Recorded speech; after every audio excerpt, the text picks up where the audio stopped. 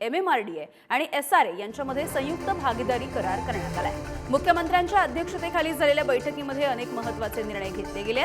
तसंच MMRDA या क्षेत्रामध्ये डीप क्लीन ड्राइव्ह राबवलं जाणार असल्याचं मुख्यमंत्र्यांनी जाहीर केलंय। माता रमाबाई आंबेडकर नगर आणि कामराज नगर इथल्या सुमारे 15,000 घरांचा पुनर्विकास होणार आहे आणि या पुनर्विकासासाठी MMRDA आणि SRA यांच्यामध्ये संयुक्त करार झालेला आहे।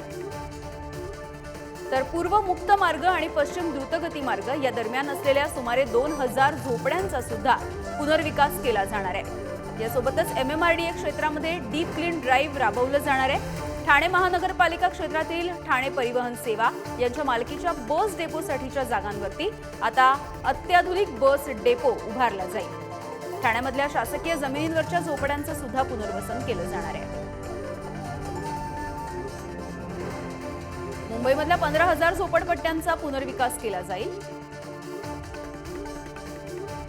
रमाबाई नगरमधील 33.15 हेक्टरवरच्या 16,575 झोपड्यांचा पुनर्विकास, कामराज नगर पूर्व मुक्त मार्ग आणि पश्चिम द्रुतगती महामार्गावरच्या झोपड्यांचा पुनर्विकास केला जाणार आहे। MMRDAच्या क्षेत्रामध्ये डीप क्लीन ड्राइव्ह राबवलं जाणार आहे।